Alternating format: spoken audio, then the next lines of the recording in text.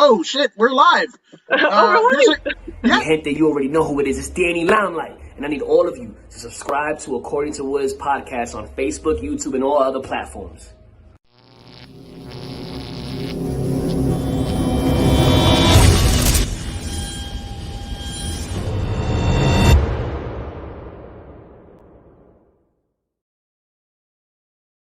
What's good, party people? This is According to Woods, and I swear that intro is going to be the death of me. But I digress because I have the honor of having former three-time ICW Women's Champion. She's the one and only, live from Scotland, Kasey. Kasey, what's going on? nothing much. We're on lockdown, so I can't do much else. So I'm talking to your lovely selves. Oh, why thank you. Why thank you. And I appreciate you doing this. Have seen your work with not only Insane Championship Wrestling, but Pro Wrestling Eve. So this is a cool moment for me. So again, thank you for agreeing to do this. Oh, I'm so happy to be here. It's literally like I love to talk to people, and I'm like I've talked to BT enough. Like I need to talk to other people. No, absolutely. I need to talk. No, but that's the thing, and this is a weird. You mentioned that obviously Scotland is going down to now 3. Wait, Scotland has been in lockdown as many times as you've been former ICW Women's Champion. 3 times. 3 times. It's not even just Scotland, it's the whole of the UK, so England, Wales, Scotland and Northern Ireland. I know Southern Ireland, they were on a lockdown. I think they still are as well, so it's kind of like the whole British Isles is not coming in. I mean, and it's the British Isles. That sounds like a lyric to the song. It sounds so quaint and serene. I'm sure, right? I mean, Tom Jones in 1972 probably has a song, right? Someone go find that. Yes, I want to say Led Zeppelin on the mushrooms. Oh yeah. Yeah, I'm just saying. Sailing along the British Isles. Yeah, hell yes. So, I mean, Case, you've accomplished so much in your young career, but I mean, how did pro wrestling enter your life?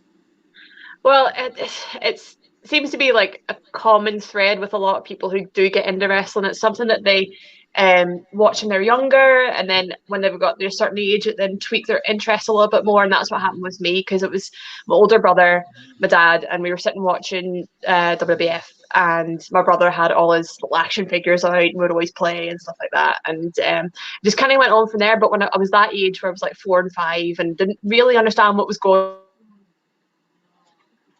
people doing crazy stuff. Oh, right, okay. I know who Hulk Hogan is, but that's fine. And then when I was getting older, it was about, I want to say 8, 9, 10-ish, whenever what really piqued my interest was whenever I was watching, and it was Lida's debut. Mm-hmm. Like, I'd seen the girls before, but it wasn't until Lida came in with S.A. Rios against Gilbert, and she hit the moonsault directly after S.A. Rios, and I was like, she's cool. Can I do that? And then I got hooked from there on, and on and on and on. And I remember going into like my first year of like high school and being with my twin sister, just like all about wrestling, and all the other girls are kind of like, okay, weirdos. And just talking about it all the time. Just went on from there. That's brilliant. And again, maybe you were of the age where, like Sensational Sherry or Medusa had passed you by. Yeah. So Lita was, I mean, a trailblazer in many ways, not just, in wrestling and what she could do, that moonsault and what have you, but also, to be this kick-ass chick, like you didn't really see that kind of archetype happen before. And this is, literally a decade before Ronda Rousey or, stuff like that. Yeah, well, it was literally that. It was like I'd seen the girls, and they're all blonde, big chested, and they were all mainly valets. I really didn't remember much of Sensational Sherry because I was so young. But as soon as I got older and started watching a lot more and talking to my brother a lot more about it, I was like, all right, okay. But it was really much seeing Lita and then Victoria and Jazz and all them coming in, and I was like, oh, wait a minute, girls can do stuff. It's like they're not there just to be pretty; they're there to make their own name, shall we say, like go down in history, and that's what they have. And it continues to do that and inspired the new generation, which has inspired more generations, and it's just going to keep going. Oh yeah, it's a ripple effect. A ripple effect. Yeah, Now, Joseph Rice over Hi, on Joe. Facebook says, "Hi, Kasey. Hey, Joe. he's from What's back going on, home. bud? He's from Northern Ireland. Shout out to you." And he's literally tagging everybody like Sam Oliver and Steve McKenna. Sam and Steven. So thank you, Joe Rice. You are an MVP amongst MVPs, good sir. Indeed. So did you ever get to a point where like your brother's kind of interest in pro wrestling waned and yours kind of superseded, or I mean, is he still a fan today? Well, he's still a big fan today. He's a big fan of me. He's like, you will get there. He always wanted to be a wrestler as well, but as he got older, he was in the army for like a year or two, and then things didn't go right, and then he went on other things. And there was one day, and it literally is as simple as this: he went to pick up a plate off the floor and slipped, I think, 3 discs in his back. So from then on, it was kind of like, maybe not. Like he took it a little bit easier. So it was roundabout. I was like, my interest from like when I was 8, 9, 10 just went way up. Like I didn't stop watching it. It was just nonstop. But it was when I was 16, 17 and I was going into college. I'd finished my higher years in high school and I was going into college. And it was one of my friends went, do you want to go do some wrestling training? And I was like, yeah, why not? And it was more like backyard. We had a boxing ring, we didn't have a wrestling ring and things like that.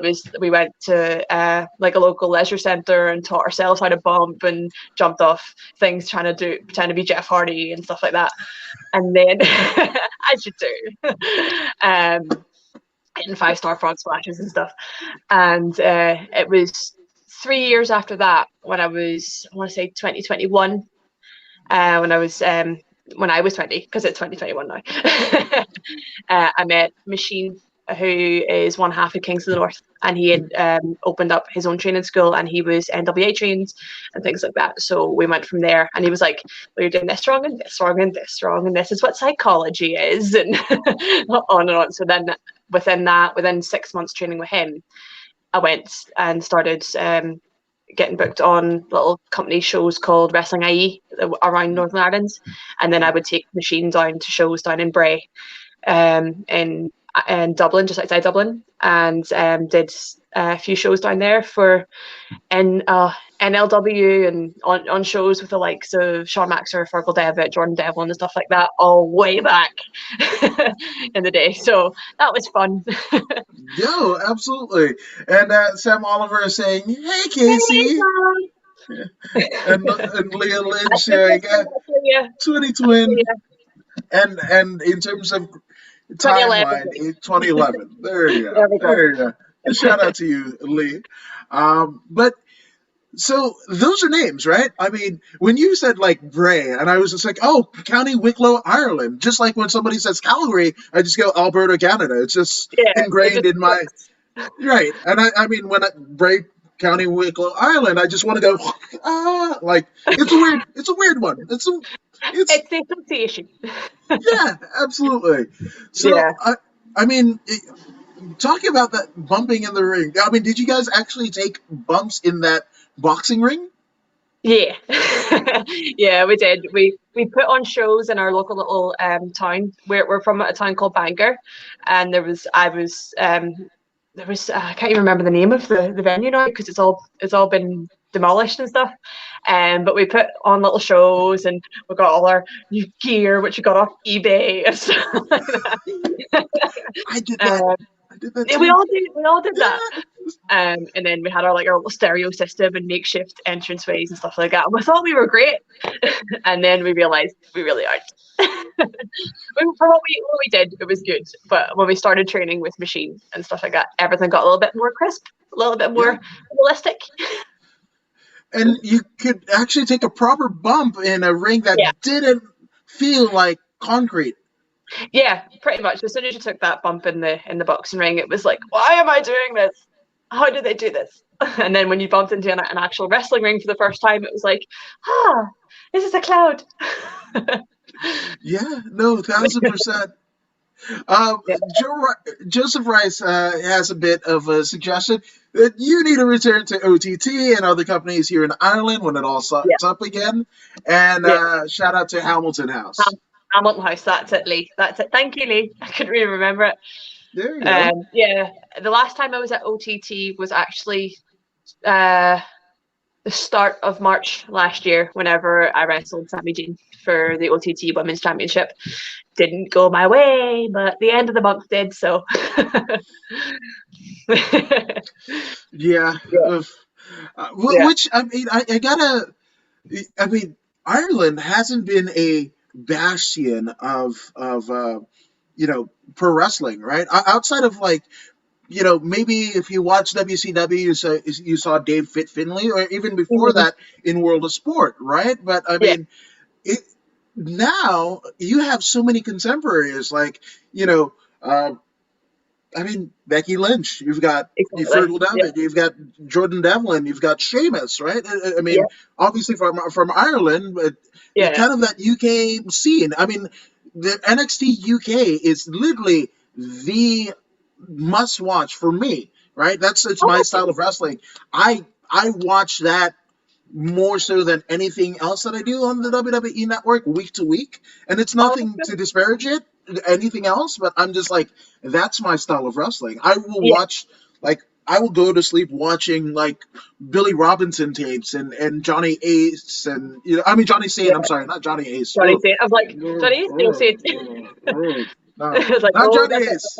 I mean, he did have a run with the Triple Crown and what have you, but yeah. he's no Johnny Saints. No one's a Johnny Saint. That guy is on a pedestal all his own.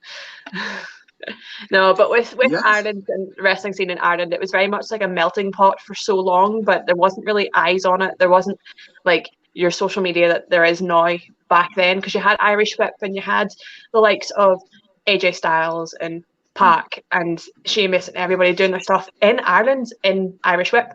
And it was literally where a lot of people then moved on whenever they got their tryouts WWE or they got signed by WWE. That's when it kind of came from around there and like more central England sort of way, which is whenever Drew would go down to England to train, and then he would come back and train up everybody up here.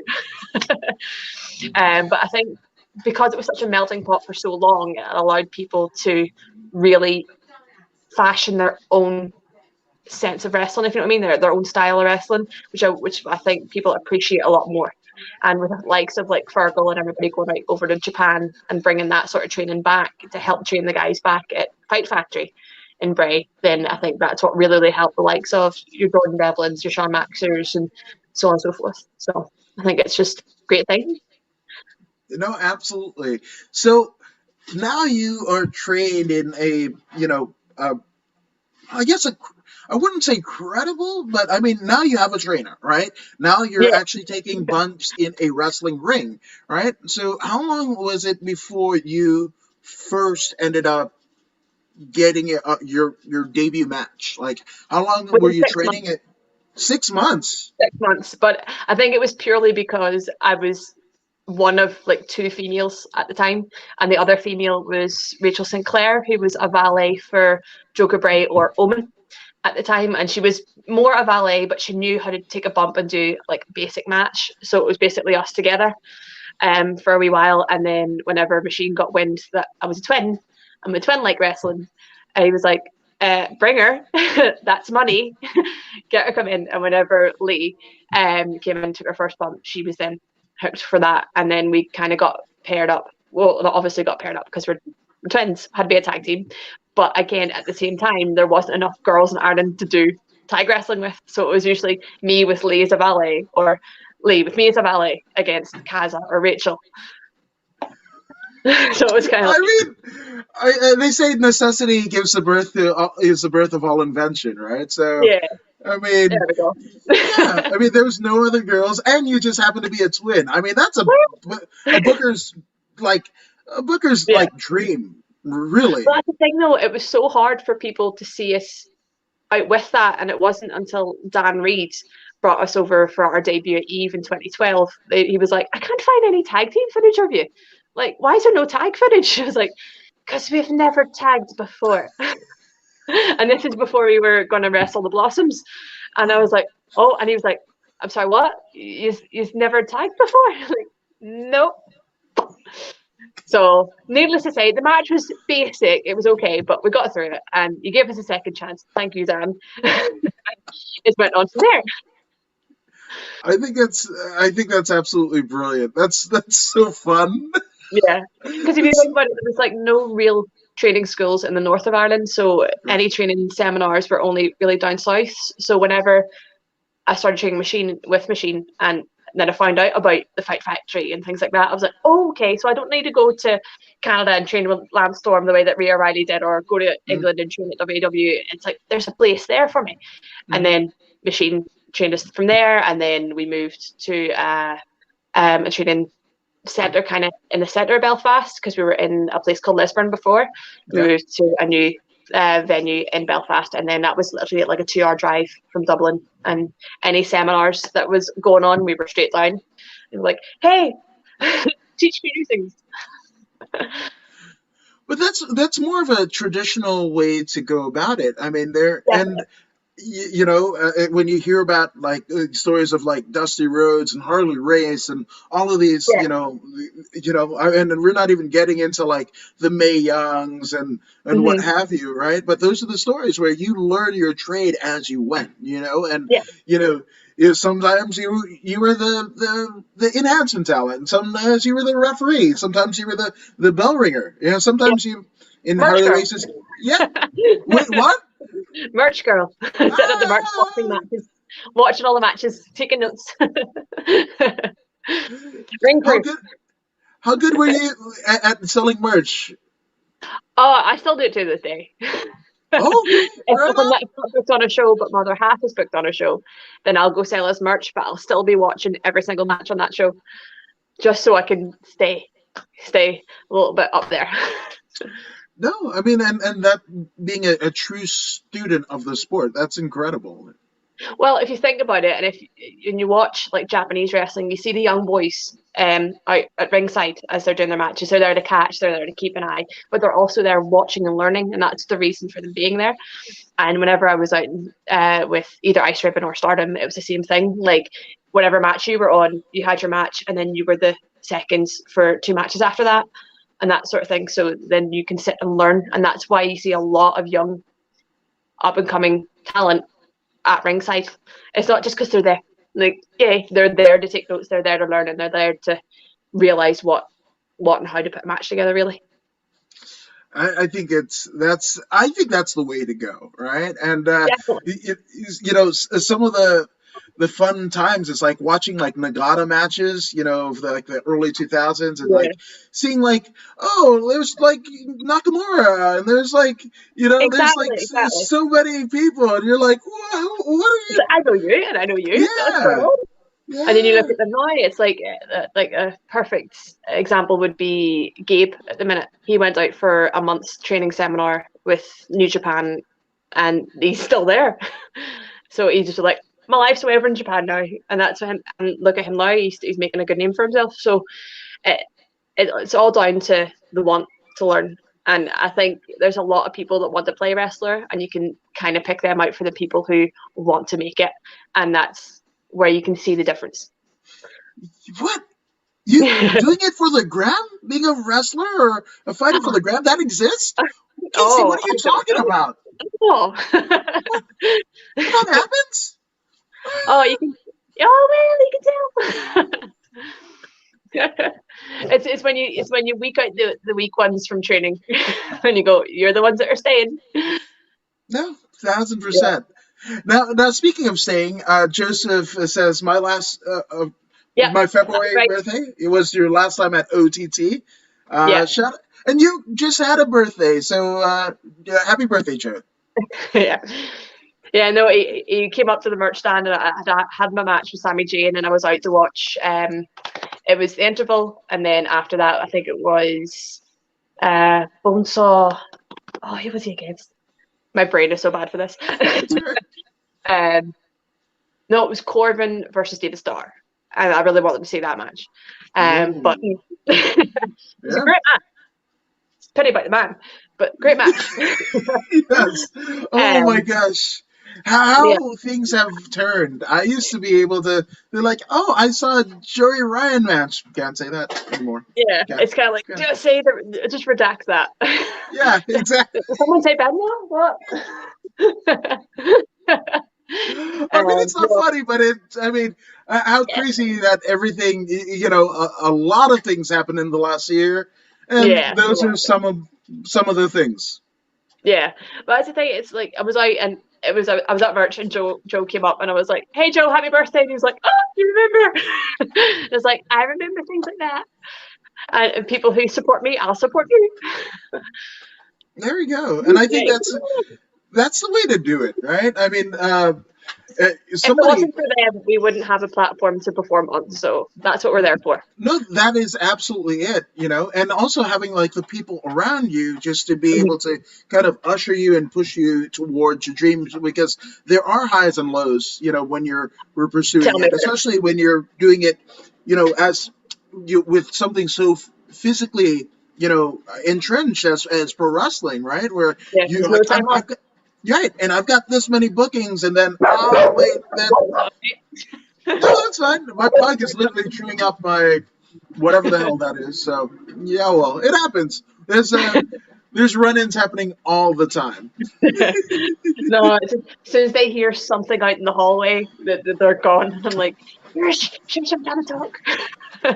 No, it happens. Sam says Kasey has the best T-shirts. Well, thank you, Sam. I do spend a lot of time thinking about them. Well, I think it's brilliant. I think it's absolutely brilliant. But somebody, Eddie Torres of the Rock and Roll Beer Guy podcast, who's also a podcaster, right? He told me, the importance of like supporting each other, right? Because when like when you look at, here in the States, we've had Howard Stern. Howard Stern had his people in place, right? His Robin, his what have you, right? Exactly. The Click, right? They had their people, right? The BSK crew, they had their people, right? So, with that all being said, Rogan, right? Rogan has Brendan Schaub, all of these other podcasters.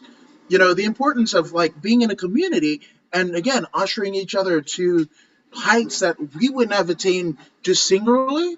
Exactly. So at the end of the day, when we get to whatever peak, that adage about, oh, it gets lonely at the top. Well, it won't be, because at the top is everybody here and as many people, and especially now with the internet, the geographics. Exactly. Like, you're my community all the way in Scotland, me here in LA. Like, exactly. It just, and I will promote and do what I can to help anybody, because it's that sort of way where it's like always be kind on the way up, because when you're on the way back down, it can be very lonely if you're not. Yes. And we've said, no, those are great. What type of dogs do you have? I'll go get the little one. This is the little one. This is Nico. Okay. And then I need to move the camera down for this one. And that's Lexi. She's like a sure. Hey, Lexi. So she's a big one. And then the little one is a lot more noisy. So I've got Pugsley. Oh, hi Pugsley. He's so cute. Yeah. Oh. He was about to join the Dark Order. I think Alex Reynolds and Colt Cabana got on Instagram Live and what have you. And like I had my phone just on the table and what have you. And he was tapped into their Instagram Live going like this. And I was like, oh, you're joining the Dark Order, are you? Yeah. That's funny. Yeah, so I mean, Pugsley's joined the Dark Order, but I haven't. That's not fair. Pugsley, that's our way in. That's what you get in. Exactly. Oh, I like that. And Pugsley, oh, that's great. Thank you. And Joseph says, been supporting Kasey since day one. I've seen her and her sister video their tryout for the WWE Tough Enough, which that's what I want to get into. Like, how did that come about? Because that was great. they were doing that, like send in your video, say what's good about you and what you think will make you stand out and why you deserve to be on Tough Enough. And I know that's just the thing. They'll have their people picked anyway. It's just like a marketing scheme. But I thought, screw it. If they see me, they might remember me, and they'll see me in future, and they might go, "Here, wait a minute, I'll take you." And we did it, and we got the email from Hunter from Triple H, say, "Sorry, you haven't made it through this time. Thank you very much for taking part." I was like, "Here's your what you call it." Your consolation prize. Consolation prize. That's it. Yeah. It's like, thank you, but maybe in future. But when it was, we were kind of hoping that slim chance, but it's that way you kind of know behind the scenes they already have in their mind who they want on it, the demographics they want in it, and that sort of thing. So, within P&A boot camp. So yeah, no, and that was a great run. Yeah, exactly. I mean, that was a great run. Which I always wonder, right? And with the aforementioned, Alex Reynolds and John Silver have done it. You and your sister have done it.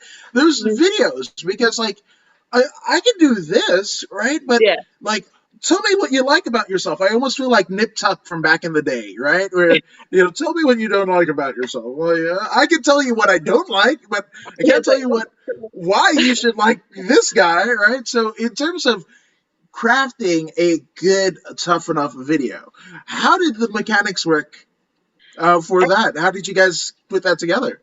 It was pretty much, we must have done, I don't know, about 20 takes. But it was basically show what we look like, who we are, where we're from, and why we should be involved. And it was pretty much just like, you've never had twins on Tough Enough.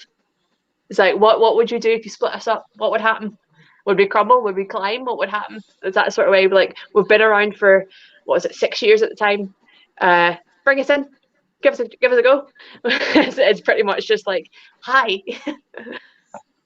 It's like, I don't think you'll find many other twins about with Irish accents, with weird Irish mixed Scottish. Yeah, which, I mean, theoretically speaking, if your YouTube's video was high, you at least got like a eyebrow raise of acknowledgement in the form of that, consolation email from none other than Triple H. Yeah, well, it was that sort of thing where we made a lot of good friends over the years. Whenever there was the American Wrestling Rampage tours in Ireland, they had Bret Hart on it, they had Rhino, they had Joe Legend, they had Scotty 2 Hotty, I'm trying to think who else. Drew Galloway was on it. They had a lot of good names on it, and it was the first tour that I really sat down and had a really, really long chat with Rhino, and we're good friends with Rhino, and through Scotty 2 Hotty doing seminars as well, we came quite close with Scotty as well. And we had done like photo shoots in Japan, and one of the photos was used for a centerfold for FSM. And I got a message on Facebook from Scotty saying, "Look what I just found in the performance center on the conference table." Open up at that page with me and Leah, and I was like, "Wow!" Still waiting. Saying that, I think from that's how I got my tryout in Manchester.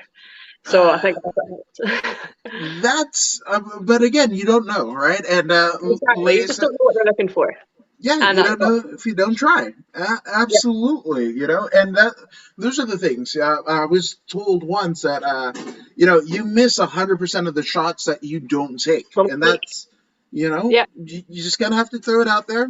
Send somebody a DM and like, hey, I'm this interview guy in LA. You might have never heard of me. You probably haven't heard of me, but let's see if we can get an hour. Yeah. I mean, that's what I've been doing recently. Like, I've sent out, like, I've created a Google Drive for me and my other half, BT Gun.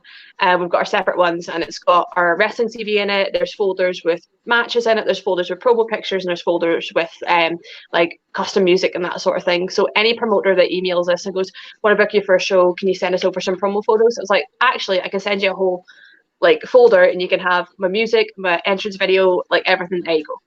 And I've recently sent that away to various companies just to say, I know the idea of travel is null and void right now, but just want to be in the back of your mind, I'm still available. If something comes up, here you go. And there is literally everything for you. There's logos if you want to use them on Titantrons or whatever. Like, there you go, boom, everything. And it's all copyright free music. So it's something that I would always say to a lot of the guys coming up, create like a one-stop shop where they can find literally everything and send it out. You never know what's going to happen, who's going to answer. Yes, which obviously, it seems like you haven't had I mean, we were talking off air, right? Since March, right? And a burgeoning scene compared to what you came into when you started cutting your teeth on the wrestling circuit, or throughout the UK. Now there's this burgeoning scene, where it's getting the attention of, not just TNA, not just WWE, but like the world over. I mean, there was a second incarnation of World of Sport that happened, right? Like the WWE has a UK subsidiary. That wasn't the case before, right? Nope. So in this time where you don't have all of that, it's the challenge to become and still figure out a way to become creative, right? So when that opportunity does come, well, let's see if we can skew it to a yes rather than no. Exactly. And the best way you can do it is by creating yourself. Treat yourself as your own product. Treat yourself, how would I advertise this product to someone? Like, what is it you're trying to portray? What is it you're trying to get across? And show it to them and say, look, if you don't want me as a heel, I can do this. I can do this as a face. I can do this, whatever you need, I can be. The idea is, and I've heard it from a lot of companies, are you moldable? Are you coachable? And are you willing to do what needs to be done and go and do it? And grab on with two hands and just go for it. Yeah, no, 100%. And Nate Wren of Podium Sports says, really enjoying this interview. Thank you, Nate Wren. Yeah. More for this gal here than I, but I appreciate it nonetheless. I do talk a lot, though, so tell me to shut up anytime. You give me a comment, I'll go. People are not tuning in for me. When I said I had the former 3-time ICW Women's Champion, they're like, oh, my social media feed blew up, my DMs blew up. Like, how did you? And whatever. And I'm like, as much as I want to tell you that we've improved the production value of, the According to Woods podcast, I mean, it was just you saying, yes. So that's... Well, that's the thing. You asked me. I said yes. If you didn't ask, I wouldn't be here. Exactly. Facts. See what I did? Yeah, facts. The worst thing you can say is no, and I didn't. So I'm here. Exactly. Now, obviously, I want to talk about, because there has been an emergence, and I love it. The fact that there's a re-emergence of, British and UK wrestling, that rivals that of the first incarnation of World of Sport that ran for decades, right? Yeah. Big Daddy and all of that jazz, right? So with that being said, as somebody that has cut their teeth watching a lot of, American style pro wrestling, how gratifying is it to you that you are a part of this enigma of UK wrestling? It's crazy. I remember, I might just be a small cog in a very, very big wheel, but I like to feel like I'm making a difference for a lot of the girls out there. And I think with the incarnation of me and the She-Wolves and me and Molly Spartan, I think, especially at TNT, we've helped a lot of girls get a lot more eyes on them. I'm not saying it's just because of us, their talent speaks it for themselves, but we were able to get them that platform to show it. And because of all this re-emergence of British wrestling and how good it is, and not being so stylized as the way the American style is, because I remember when I started training, I was like, oh, I want to do this, and it was all very Americanized. And it wasn't until I trained with Machine, our warm-up for training was catch wrestling. It was literally MMA style wrestling. It was literally grab each other, do what you can for 15-20 minutes and see how you go. How's your cardio? How's this? How's that? And that's what I always say to people. My basis is that. I didn't train in MMA, but my basis is that. It was that sort of way where it's like, right, okay, here we go. And then I went and trained at WAW for a few weekends with Julia. And that was just pure catch wrestling. It was so good. saying that though, I've got all my notes sitting in all my different notebooks, and I'm sitting reading them now, going, "What do I mean by that?" It makes sense at the time, and unless you're doing it all the time, but I think a lot more British style should be coming out a lot more, and people will appreciate it more immediately. You had likes of Chris Hero showcasing it in NXT, and it was so well appreciated there. And I think it needs to be seen for what it is, and it's just amazing. Like anybody that's watched it, like I remember sitting watching it in the dojo at Stardom, like old school, World of Sport, and it was actually Thunder Rosa. It's like, "What are you watching?" And I was like, "Oh, this is World of Sport," and she's like, "What are they doing?" And I was like, "Wrestling." And it's like, but it was like old school, like black and white, like footage, like you barely see what was going on unless you were like this. And she was just taken by it, and it was like, wow. It was like they were so used to the stylized American style of wrestling that when they seen catch wrestling, it was like, wow. I think everybody should do not just like the basics. Oh, wrist lock, hammer lock, wrist, like it needs to be going from there. Like any body parts up for grabs, and that's why I love the fact that Pete Dunne does what he does. Oh yeah. I mean, shout out to the Bruiserweight, but this guy might have just, I mean, literally a Carl Gotch figure from Japan, and I might have just done a run of interviews with people from Josh Barnett's Bloodsport 4 and the upcoming Bloodsport 5 that can be found on Bloodsport.watch this Saturday. But yeah, I mean, I love that stuff, and I just, to me, as somebody who covers both MMA and pro wrestling, like. It's weird because a lot of pro wrestling fans don't like MMA, right? A lot of MMA fans don't like pro wrestling. But you talk to pro wrestlers, they love MMA. You talk to MMA fighters, they love pro wrestling, right? And the people that are able to merge the two in this kind of like beautiful kind of labyrinth of exploration, those are the ones. That's why, Bryan Danielson, Daniel Bryan's on top. You look at all of those. All of the guys that have, and girls that have, littered the indie scenes of the last 5, 10, 15 years in both the US and the UK and even in Japan, right? Yeah. That's why they're on the top echelon of literally every company. Exactly. I mean, look at that's Mako. Why. Yeah. Mako is like the first, I want to say 7-8 minutes of her match with Kaylee Ray at Wrestle Kingdom, the first Wrestle Kingdom. It's just wrestling, and it was like, even I'm watching it going, how did she do that? Like, and I'm trained in it. I'm like, but she does things with just this little nuance or this extra bit of speed. I was like, where'd you get that from? And it's all about just knowing your place and knowing your body movement and how to manipulate a body part, and it's magical. It really is just magical. Painful, but magical. Oh no, 100%. You don't have to kill yourself. I love that.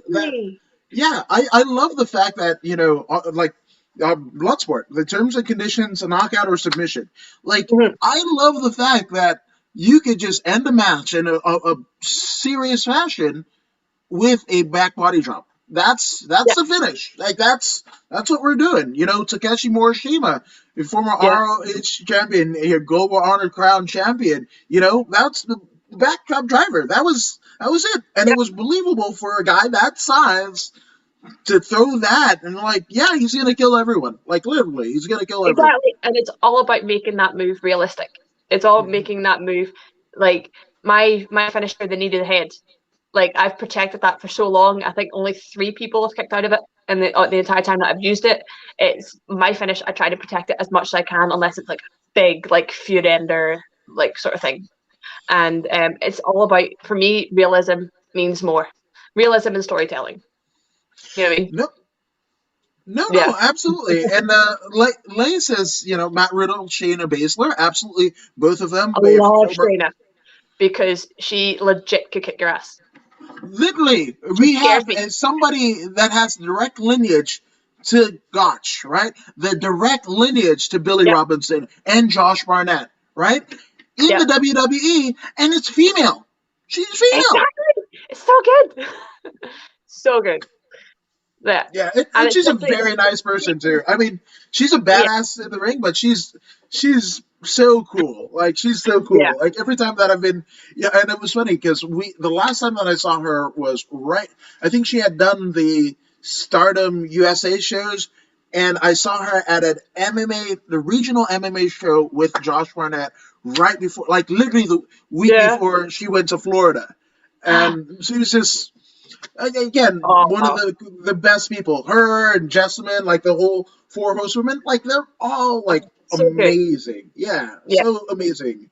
And that's what I But love yeah, because there's a lot of girls out there that they don't want to be the blonde hair, blue eyed, pretty. They don't want to do that sort of. And it's not like it's a bad thing. It's just they don't feel like that's where they belong, and that's like me. I don't feel like I belong in like the pretty crowd and that sort of thing. It's more like I'm there to wrestle. I'm there to show you what I can do to you, and you're going to be scared of me for that. And that's where the Mother of Chaos came about. But I love the fact that you can look at Shayna and know she can kick my ass. yes. Which I mean, you mentioned Mother Chaos, so I'm not. That is a wormhole that we're going to explore. So I the have to thank Genesis. Billy Kirkwood for that. I have to say. I have to thank the commentary team of Billy Kirkwood at ICW for that. He coined the phrase whenever Kasey was becoming the Mother of Chaos, because wherever I went, chaos followed. And yeah, But some of those things, right? Some of the best things in life happen completely spontaneous, right? yeah, And it remains true in pro wrestling, right? Some of the best exactly. moments, those visceral moments, aren't the ones that were planned in the ring; they just happen. Like Yeah. like that "I love you" before the super kick to Ric Flair, Oh. like right, right, Yeah, it just pulls the right. heartstrings. Yeah, and that's funny you say that. Whenever I was doing the recordings in Brighthead and Glasgow for NXT UK, on the second night, it was when I wrestled Kaylee, and Sean gave us all a big talk backstage after the show had finished, and it was all like, "Remember, it's all about emotion. If you can get them in that, it's all about the emotion. No one gives a shit that I hit a super kick. It was Yeah, the crying before that. It was like meh, meh, meh. Before that, it was the I love you, and that's what people remember. People remember emotion. So remember, like it's good that you could hit this stuff, but make it memorable, make it emotional, get that tie to it, and that's what it just makes so much sense. It's no, what brought you to wrestling. It's literally that you got emotionally invested in it. Yeah, no, 100%. Which Leif says Sean Ooh, begging yeah, Triple H to stay down in the Hell in the Cell with Taker, 100%. Sean is so good at that. Oh, Yes, and the yeah, Owen Smith versus Baszler and yes, Jackson the women's tag belt amazing match. I do concur.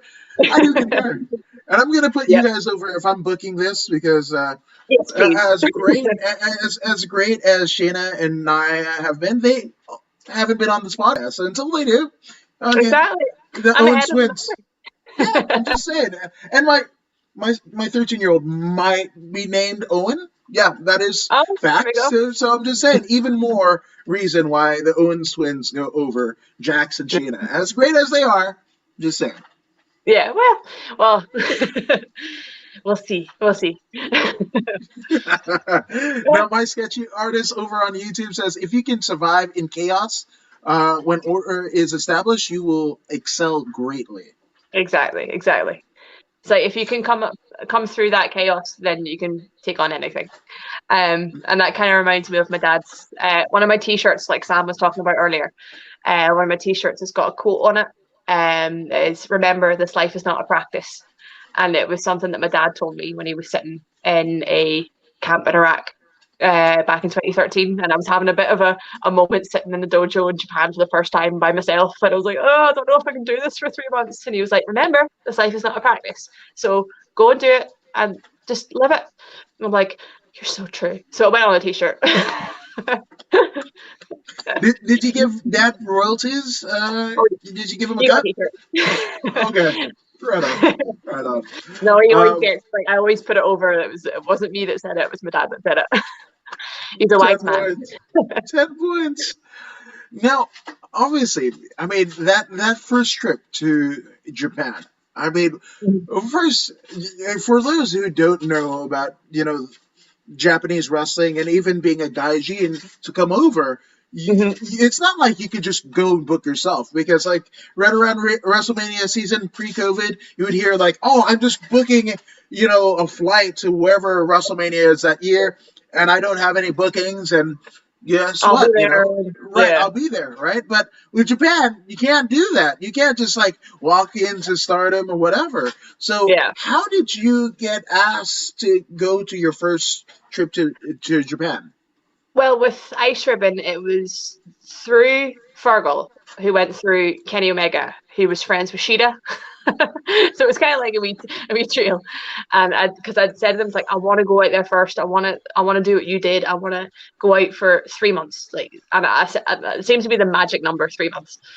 And I was like, I really want to go. So Kenny kind of spoke to Sheeta for me. Sheeta spoke to um their management for me, and then it started going back and forth. And it was like, how long do you want to come for? And I was like, 3 months. It's like, when do you want to come? It was like, June. And they're like, okay, see you then.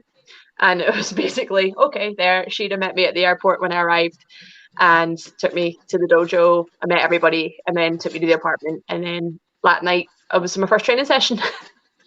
So it was thanks to other people that I got through. It was just me saying, I really want to go. And at the time of my life, it was a big change.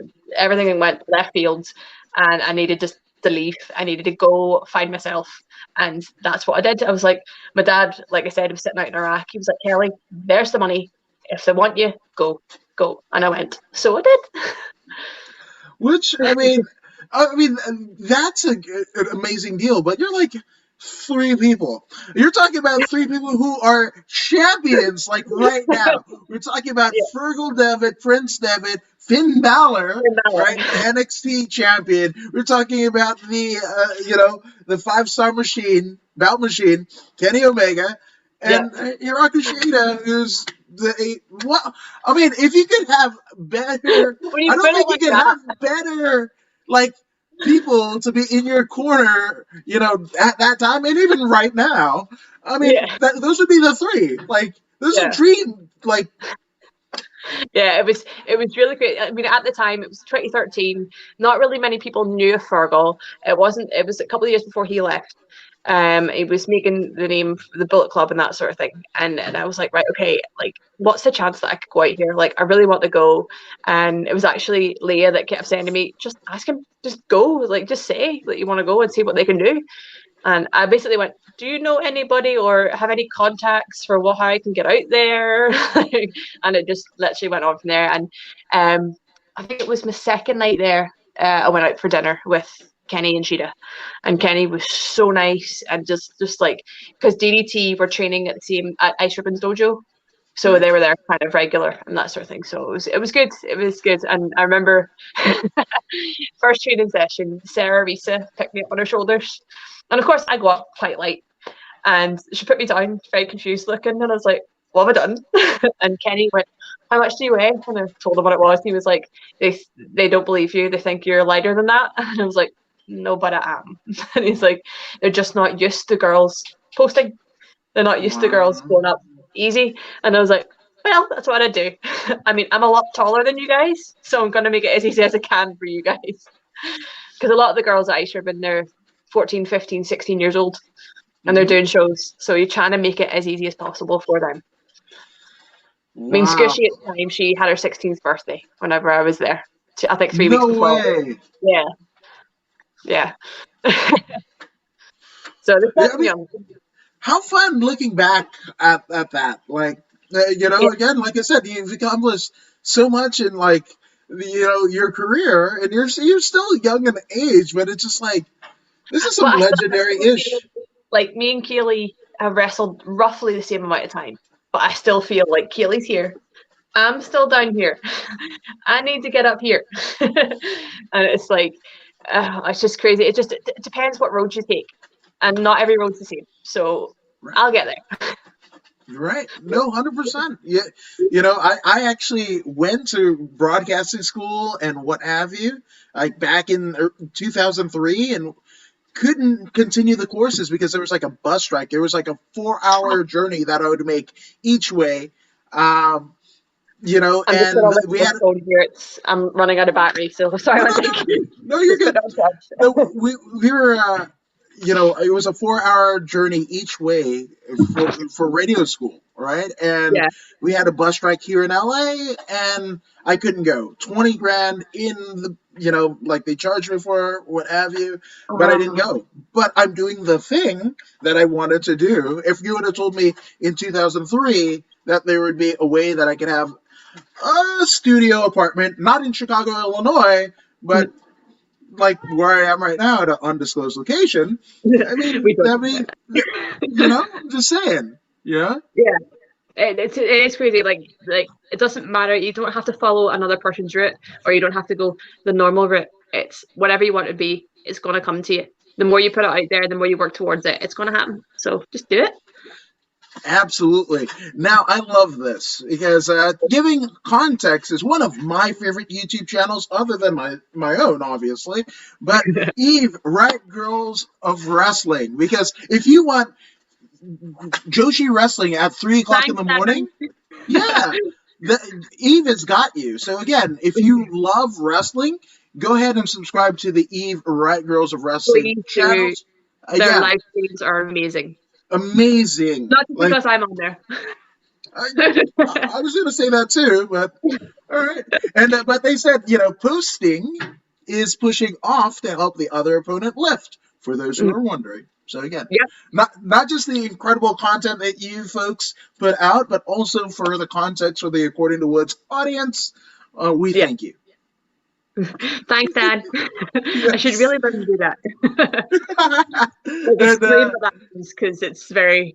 There you go. yep, there you go. Kasey, you just getting torn up here. I know, that's what they do. They take the piss out of me all the time. Just taking the piss. Well, Yeah. I mean, I gotta ask, right? Because just editing tonight's live stream. Actually, well, I will be better be on there, watching. Dan. Okay, and I will be watching. So just saying. So thank you It's for the coming up to awesome content. nearly a year. It's coming up to nearly a year. It's international Eve champion, so get that up there. Ooh, no pressure, no pressure. Dan's used to live. Yeah, Dan's used to live stuff all the time. So us calling him out, it's old hat to him. Yeah. You'll be really proud of me, because he was one of the promoters and one of the people that helped me actually do promos, actually talk, because I always relied on Leah. But now I talk. Yeah. He's like, I'm giving you a mic, go cut a promo. I'm like, I'm sorry, what? Live? No? Yeah. Yes, go. Yeah. Because there's going to be a lot of that in your career, especially in the heights that you want to reach. So what better way to do it in a, it's a safer environment than 20 some odd thousand people. But again, with the content that Eve is pushing out, I mean, you could very well just stay with Eve and have a 20,000 seat arena, because they're going there. They're going there. Yeah. Oh, definitely, definitely. And I will be with them the entire way as your international champion. I love it. I love it. And fighting words, Dan Reed. Again, I am not a wrestler. I am not a fighter, right? So I don't want to fight with anyone. But I will. No, see, it's what I do. I create chaos. See what I've done? Yeah, okay, that's what you did. See, I knew what I was getting into, but even so, yeah. So you mentioned Kaylee Ray, right? The current NXT UK Women's Champion, right? And for me, just as a fan, I would say some of your best rivalries have been with Kaylee. But outside of Kaylee, do you have any other, kind of feuds, the blood feuds that rival? Currently, it would be Sami Zayn at Eve.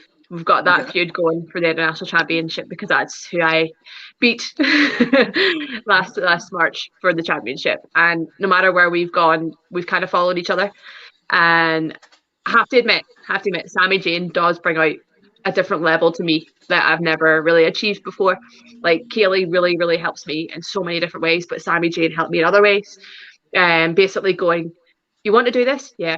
well, do it. I'm like, but it's like, no buts, you're doing it to me. It's fine. I'm like, all right, okay. And just the work rate that Sami Zayn has is just unbelievable. Like, she is like a workhorse. Like, she's just like, I have to admit, like, go and watch any Sami Zayn match that you can find.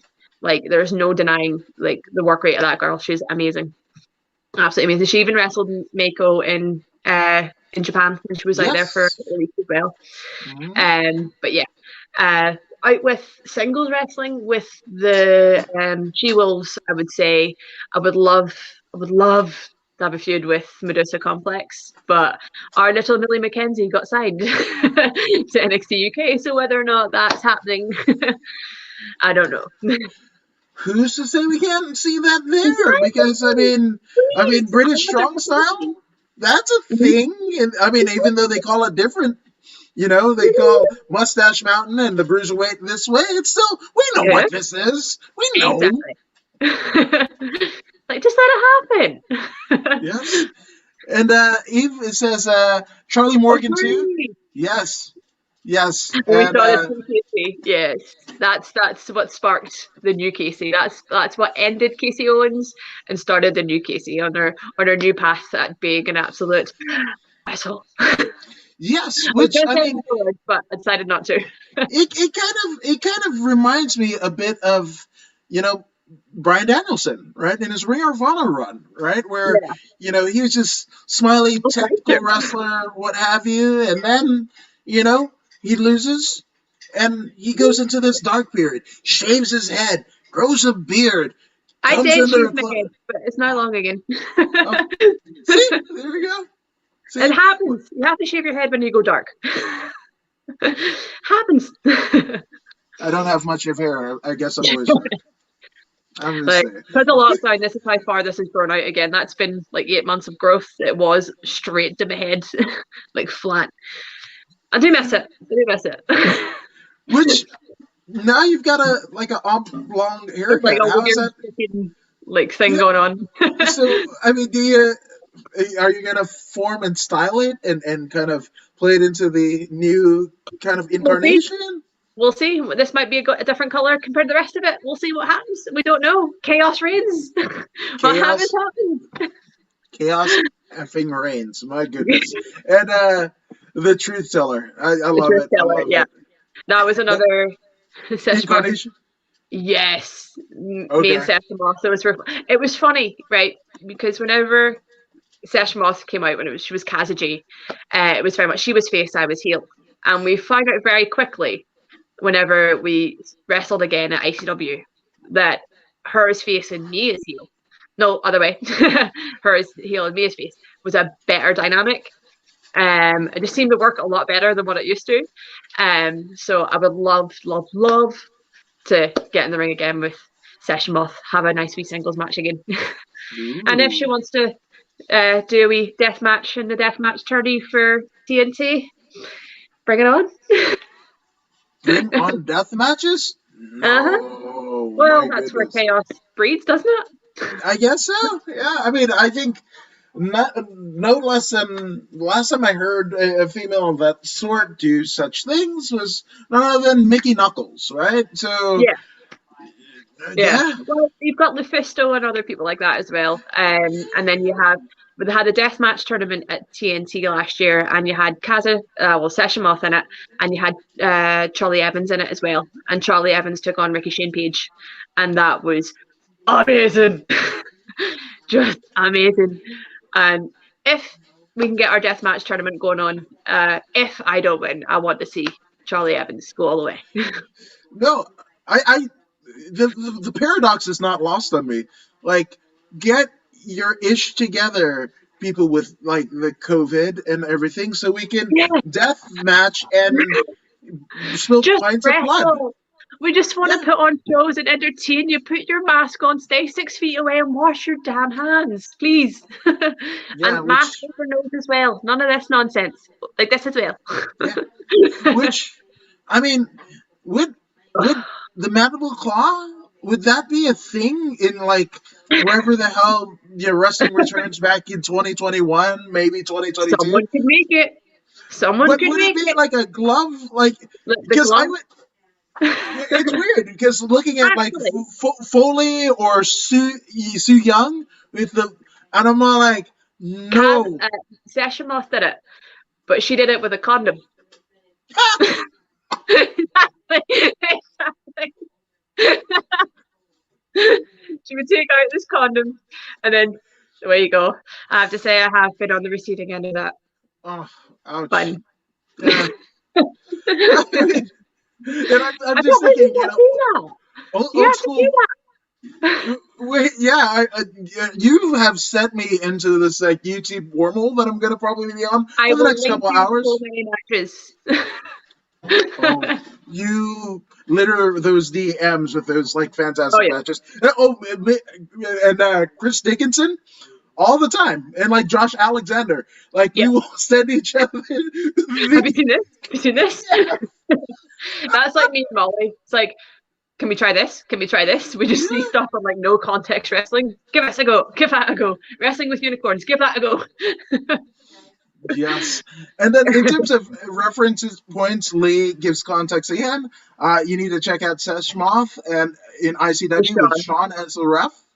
Okay, that was so a match that me and her had, and she was trying to get the condom, and it wasn't in her gear, and she's like, where is it? And she's fully like checking, like not there, and she turns around and she looks at Sean and is like, you have it. So rather than going through his pockets, she does the Heimlich maneuver, and then the second maneuver, he spits out a condom. So Sean had it the entire time. Thanks, Sean. You could have just. Shout out to Sean. Yeah, and Joseph Rice says go to OTT on demand.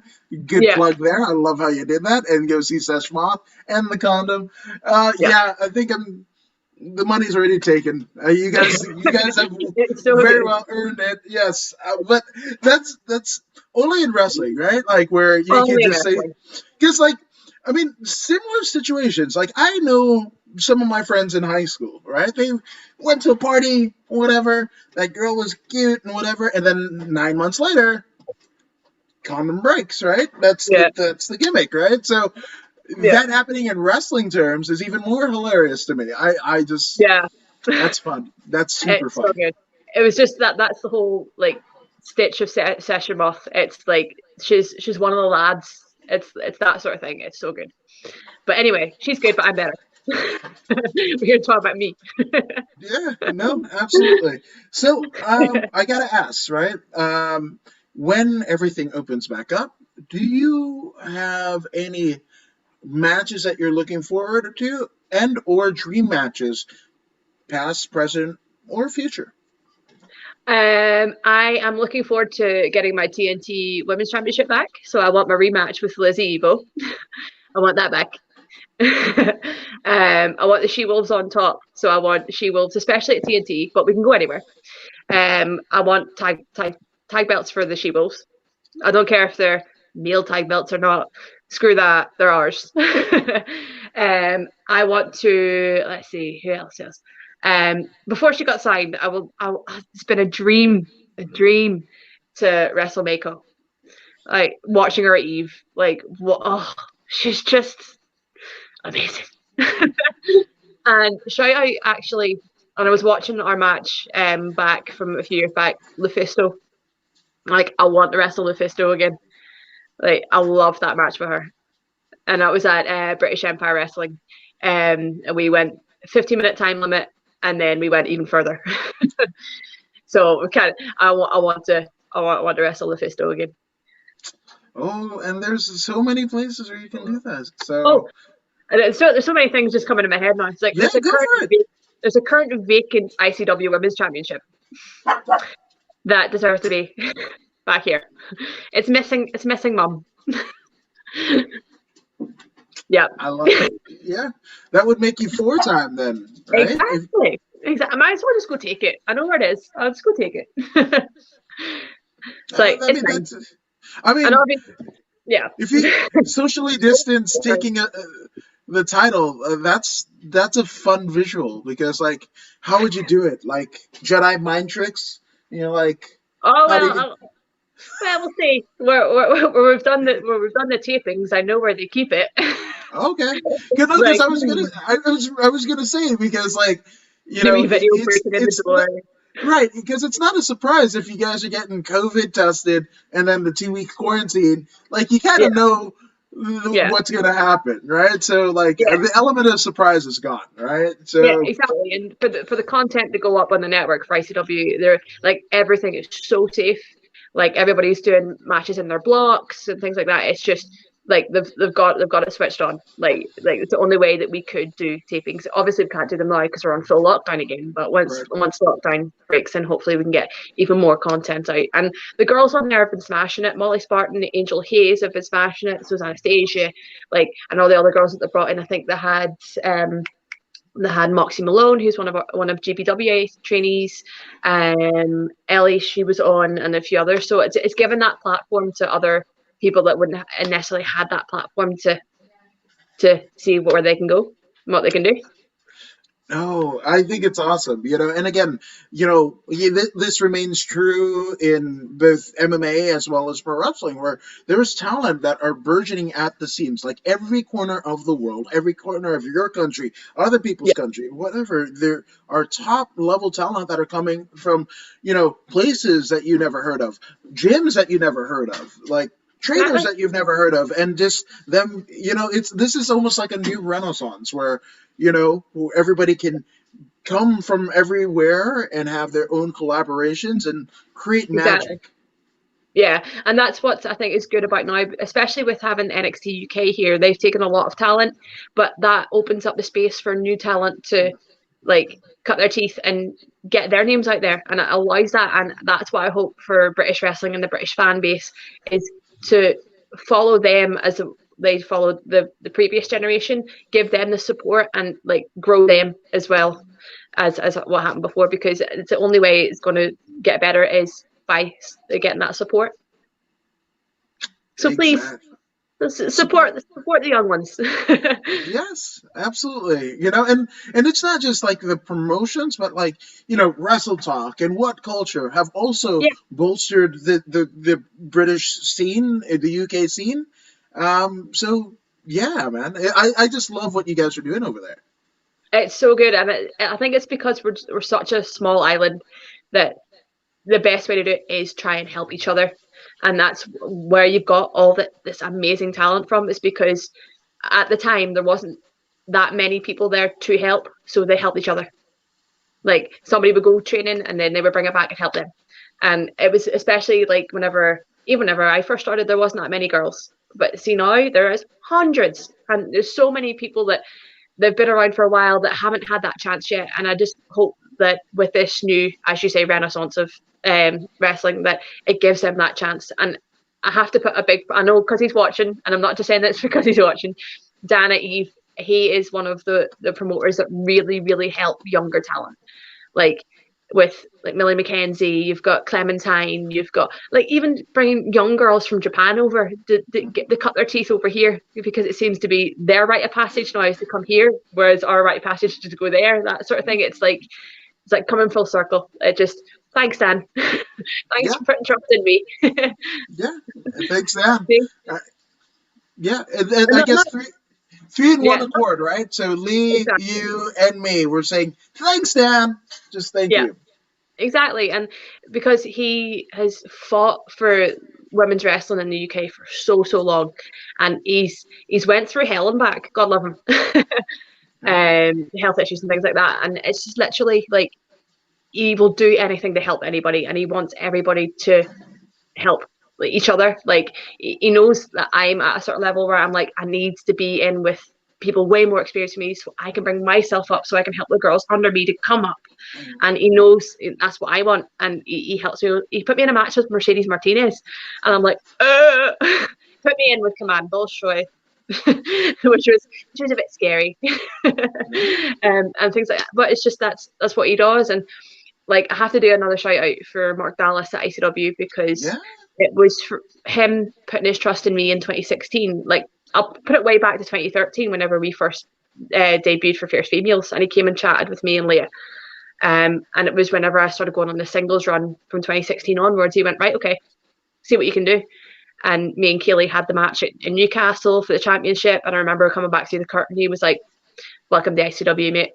And I was like, "Oh, there we go." And it just went on from there. So it's people giving you that platform and trusting you. And it's not just that, you need to put in the work as well. It's not a one-way street.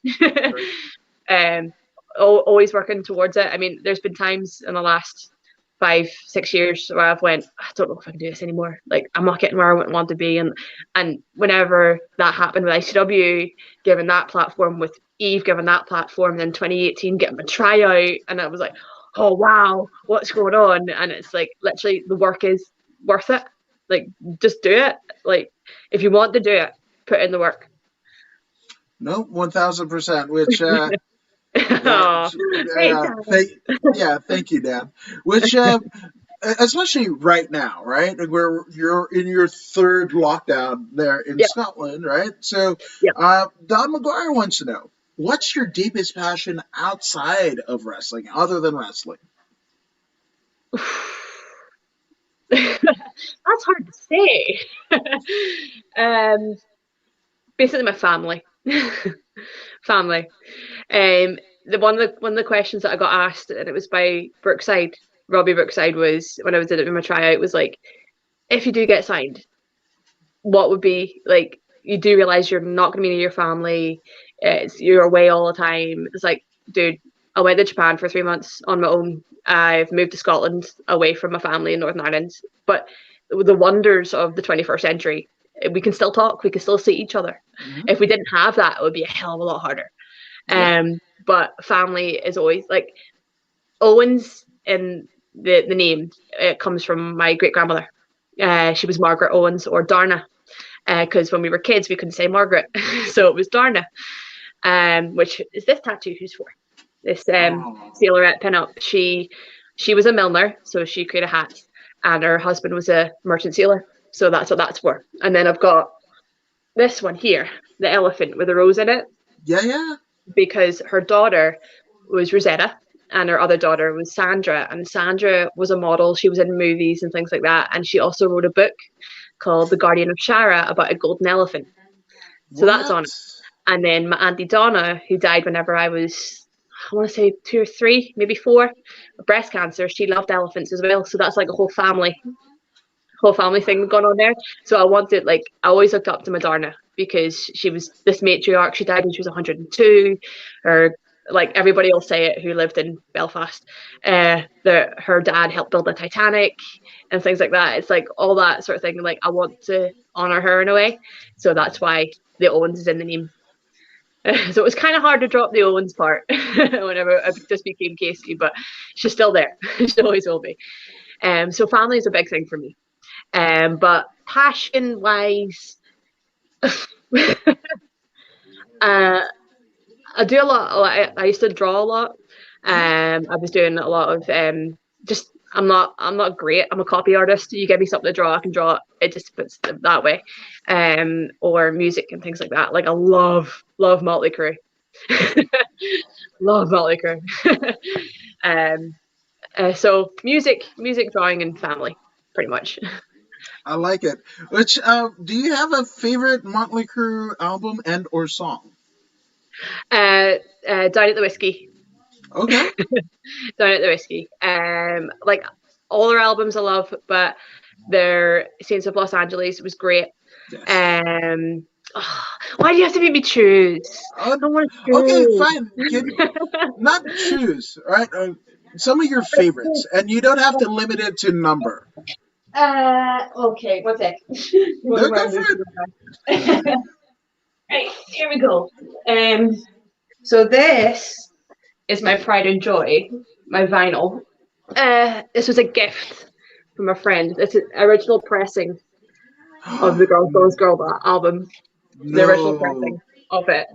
And then I have, this one is. This is a Shout at the Devil original press. It's the original press of it, and it's got everything in it, like the whole kit and caboodle.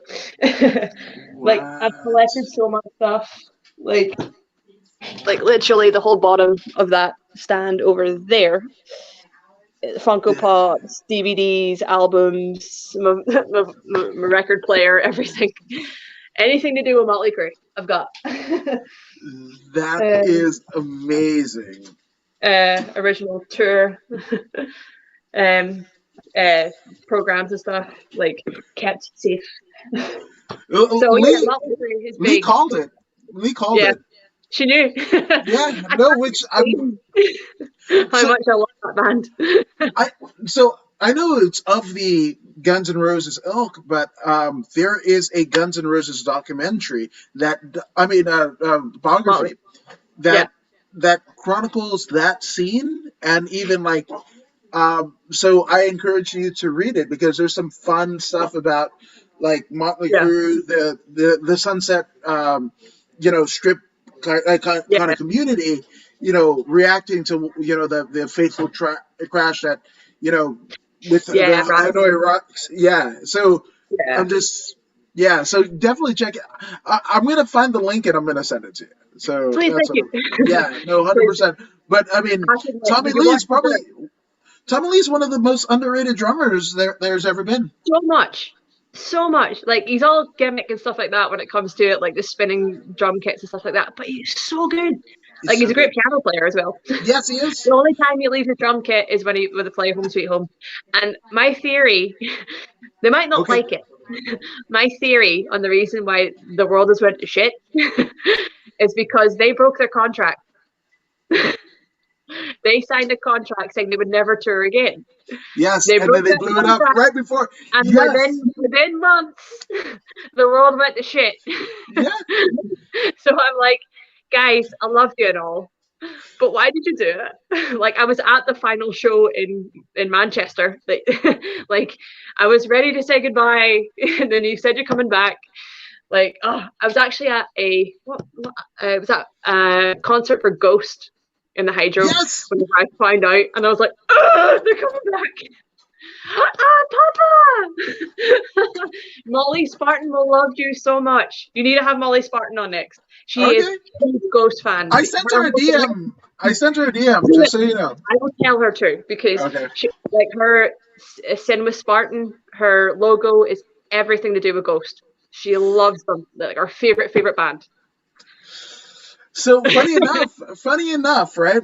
So I had planned to go to like with my sister, my wife, everything. There was a set of concerts. Like, I wanted to see The Darkness because I'd never seen them before, and I love them. Permission to Land is one of my favorite albums of all time. Start to finish, it's all killer, no filler, right? Yes. So The Darkness, they were playing like the small theater next to Staples Center here in LA, right? Wanted to go see them. Then wanted to see, I think it was Ghost first. It might have been Ghost first, and then 1975 at the Forum. And again, world went to shit because I think they were supposed to happen March, April, and May. And actually, the 1975 show was actually on my birthday, May 7th, 2020, and didn't happen. So, so blame Molly Creek for it. Blame Molly Creek. Well, it's funny because your theory with Tommy, like, Nikki, like, what you did? Well, and it's funny because your theory of based on that, right? There's a wormhole that you can go down on YouTube where, like, everything that happened when essentially Eddie Van Halen jumped on the synth for what is it? Jump, right? Yeah. That was when the world started to go to shit. So I mean, it's literally like you could do like anything. You could link anything to anything, but that's my theory. You're not wrong, though. They promised they would never tour again. Signed contracts to say they would never tour again, and then they were going to. Which I don't know what condition Mick Mars would be in, because I mean he was pretty frail. I know. Why are you doing that to him, man? I know, like I want to meet the man. Like, I would make, like, he wished, like, on Twitter one year, like, we put up like a Merry Christmas. He liked it. I lost my shit. I started crying. like I need to meet the man. Like, I need to meet him. I need to meet them all, but I need to meet Mick. Like, he's just a genius. He is amazing. He's just, and like the life he's had, like, yes, a lot of it was sad. Like the fact that Nikki had to like go to his house and convince him to tour again. He'd Yeah. become a hermit, shut in. Like he didn't trust anybody. He was just so scared. I was like, no, come here. We all love you. Please come back. Like Nikki, like he's like a saint. He is such a saint. Like, oh, I guess talk about more. No, he kind of reminds me of Neil Peart from Rush, right? Where you know they're geniuses, reclusive. There's not one since like '78 on, right? There's not one like media whatever where you can meet Neil. You met I mean you met Getty, you met whatever, but like you didn't meet fucking Peart. Like that's sacrilege, man. But again, he was so beloved when he passed away. It was just like, fuck. I mean, I remember going out to, what this was still happening. Anybody in their craft, right? We second guess ourselves, right? So every wrestling, MMA show that I went to do interviews with and whatever, I would play Limelight. Because if Peart was going through the same shit that I was going through, the imposter syndrome, all of that, whatever, the people wanting to take pictures, like, it's weird. It can be weird, and Peart kind of put it all together for me. Reaffirmed it. It's so, it's like, I would just love to like just sit and talk to him. Like, I don't want just like the typical "Hi, I'm a fan." I just want, I want to learn it. I want to talk about his life. I want to just not just read it in a book. Like, just tell me, talk to me, Mick. Like, tell me everything. It's that. He's just so amazing. Now, Joe says, sounds like my reaction when you followed me on Twitter, Kasey. Oh, I lost my shit, and my friends could confirm. So there you go. That's the crazy thing. You're people's Mick Mars. How about that? That's crazy. That's so crazy. Right? Like I had that in person whenever I first wrestled Lizzie Evo. Like, she's looking at me, we put the match together in like 5 minutes. It was like, fine. And she was like, it's just, I've been wanting to wrestle you for ages. Like, you're just so amazing. I was like, what? I'm just me? Like, shut up. Like, you've been around like nearly the same like this time as me. Shut up. And then I realized she looks at me the way that I look at like Kaylee. Like, it's that sort of way where it's like, I was like, oh wow, am I that person for people? Like, I'm an arsehole. Like, I'm really a nice person, but Kasey's an arsehole. Kelly's lovely. Yeah. Well, I mean, and there's Sandy says there is a photo set of Kasey honoring Motley Crue. Really? I actually have a TV. I have a TV, like I'm throwing it, covered in blood for like Nikki Sixx and stuff like that. So yeah, like Sandy Smith is my photographer to go to when I've got ideas. Which she said a few of the photos from for like the masks and stuff like that, and the Rob Zombie shirt. So, yes, so good. Yes, you are, Sandy. You're really good. Yeah, this poor guy suffers from. Yes, and thank you for letting us use the pictures for the YouTube promotion and card. So thank you, Sandy Smith. I appreciate it. And he'll be sitting going, shut up. Imposter syndrome as well. Like, I have to convince him all the time. It's like, Sandy, you're good. You're amazing. I wouldn't go to you if I didn't believe in you. Shut up. He's like, shut up. See? Like, again, Sandy, we're with you. Brother, we are with you. It happens. That means you're ultra talented. Now, 2/3 of you in that equation, sans me, that is absolutely true.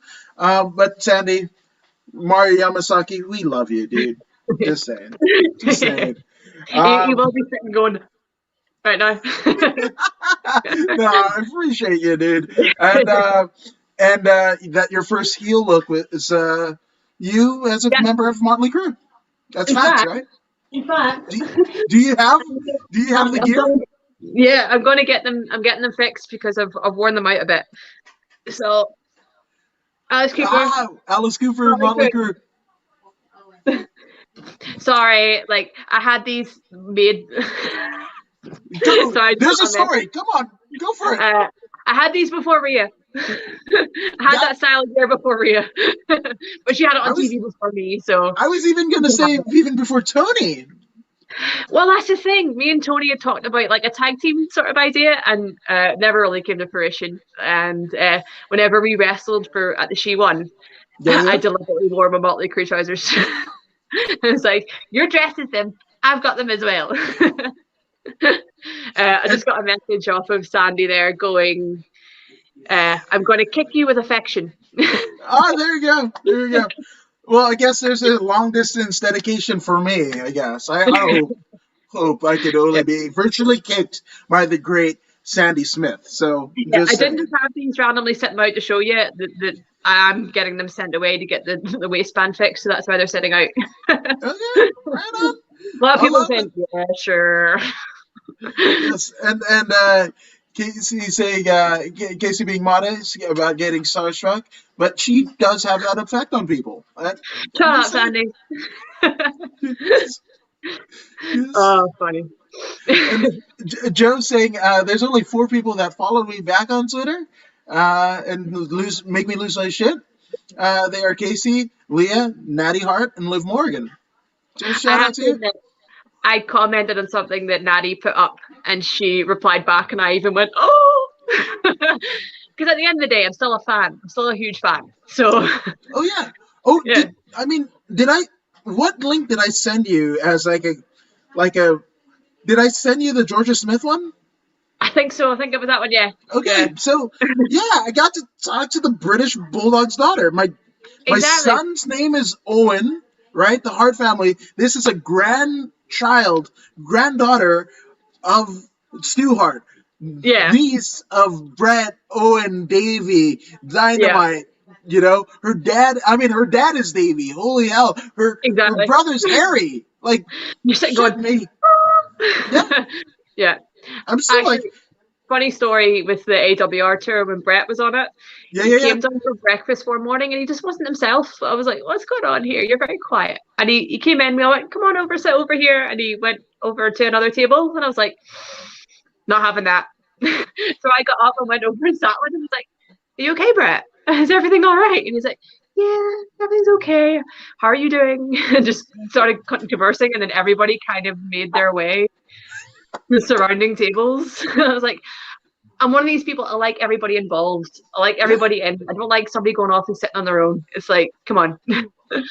Like, I don't care who you are. Well, I do care who you are. I was inwardly, I was freaking out because I just went up and started talking to Brett. I was like, ugh! But it was literally just like. I don't know if I would ever, I sent him a DM and I was like, he's not going to respond. Maybe Marcy, right? His handler, whatever. And I would get, the consolation, like, hey, you're not Chris Van Vliet. You're not, Alicia Atut and whatever. You're not Simon Miller. Good Lord, no, right? Like, get away from me. But yeah, I mean, the fact that you had the stone to go up to Brett and be like, and that's really rare for me. That's rare for me. I don't just get up and go. I was just like, no, I don't like that. And then I get worried about people. I go, is something wrong? Is he all right? It's like, I'm going to go see if he's all right. That's what I did. I think people are kind of going, don't do it. Just leave him be. And I was like, too late. I'm here. Which I have to ask, what does the hitman eat for breakfast? He just had a coffee at the time, but I think he was waiting to order something, but he never really got the chance to order anything because I was sitting talking to him. I think he waited for me to leave so he could go to the buffet and get his food. I'm guessing I'm having a coffee after this. My goodness, I want to be like the hitman. That's probably coffee. I'm not having coffee. It is 9:30 here, so. No, and then Lee says Tony got her idea for the gear change in Barcelona from you. Yeah, because just do it. It's like, I've got it, you've got it, let's do it. And then the tag team never appeared.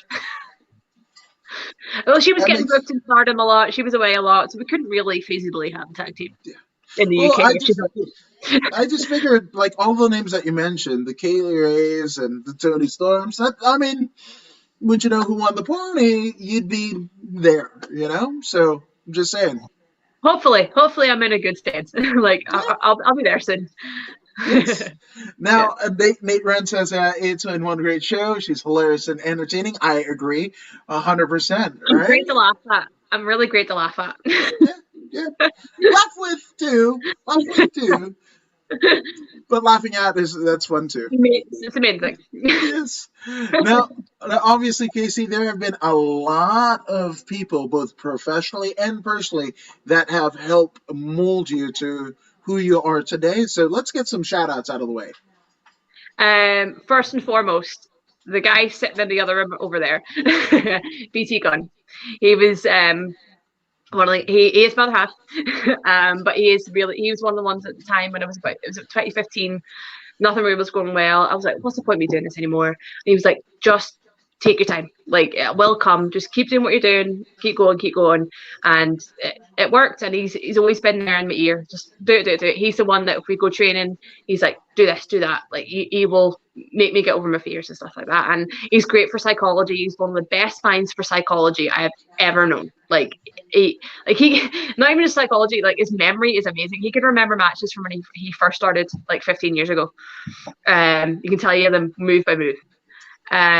Stevie Xavier, Keely Ray, Viper, Tony Storm, I could literally go on and on. Like, all these people have helped mold me in some sort of way. Sammy Jane, like I could go on. But first and foremost, the guy that gave me my proper start, if it wasn't for Machine, if it wasn't for Bonesaw, I'd probably still be living in Northern Ireland working at McDonald's. So Facts. Yeah. Fact. Yeah. Fact.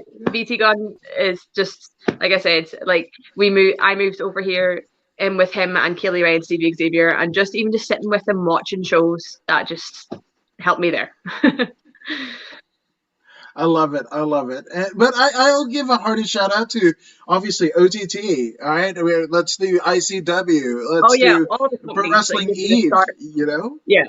Like, all the companies, like, not just the people, like I'm talking about, the companies that gave me my start, like you said, Pro Wrestling Eve, Fierce Females, what it was about, ICW, OTT, NLW in Dublin, like Fight Factory when I got to train there, Ice Urban, Stardom, like anybody that has even got, like TNT has ran with the She-Wolves and will continue running with the She-Wolves and giving us the platform that we want and that sort of thing. It's literally just like anybody that puts their trust in me and feels that I can be a draw, thank you.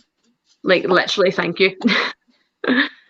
That's tremendous. I believe you're a draw, but Lee says, I hope I get mentioned. So that's there. Like, you're a part, you're a half of me, so it's automatically there. You're thanking everybody as well. Yes, and I will also give a hearty thank you to Lee, because you are amazing. So, all the way from LA here in California, US of A, thank you, Lee. Just saying. Well, put it this way.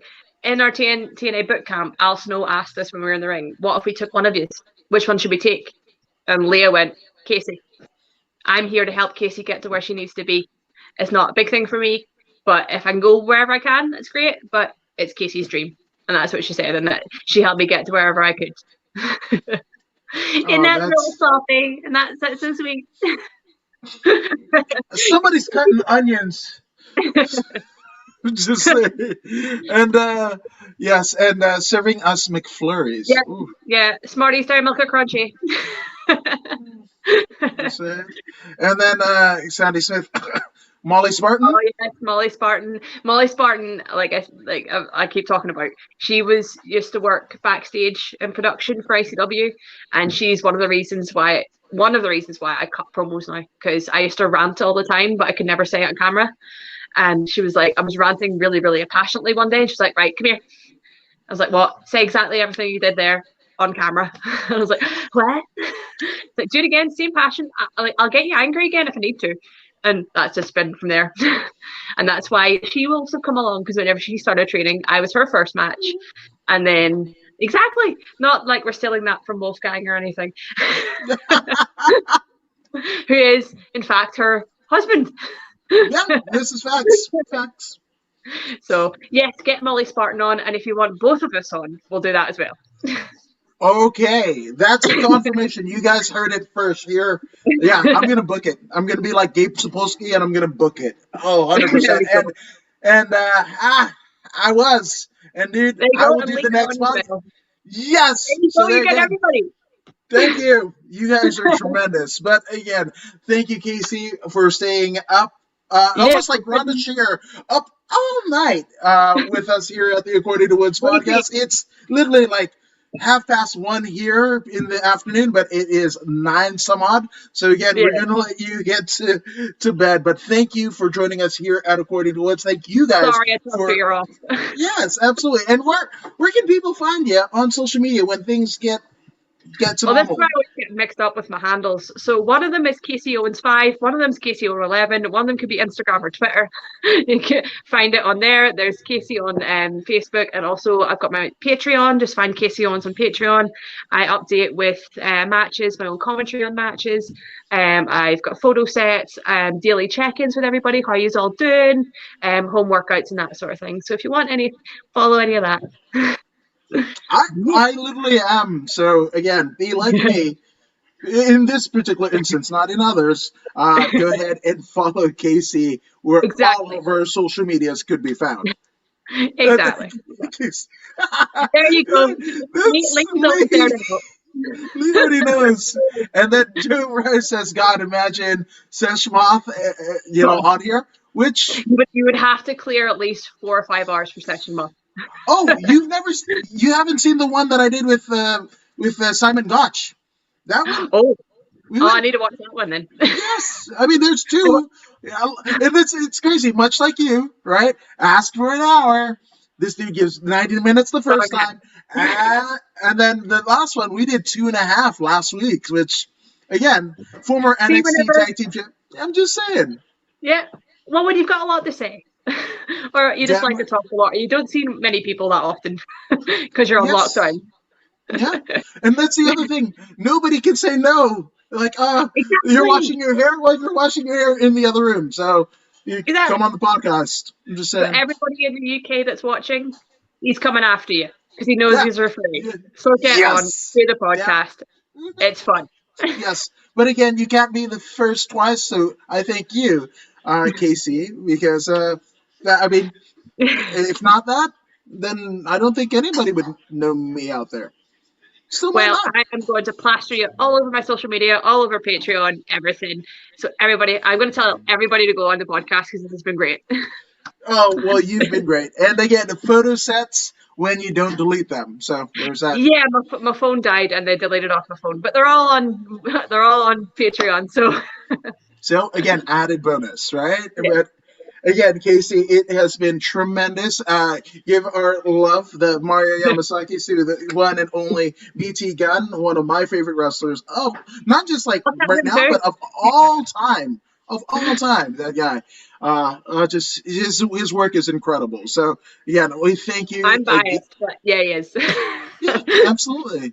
So again, we thank you for joining us here at According to Woods. And if you guys haven't already done so, you can go ahead and like, share, and subscribe to the According to Woods podcast on Facebook, YouTube, and Twitch. Yes, we're on Twitch. But I mean, come on, Kasey, like you're subscribed, right? Oh, I'm subscribed. I'm going to be subscribed on everything. Everything. I'm going on Patreon right now. See, that's it. So again.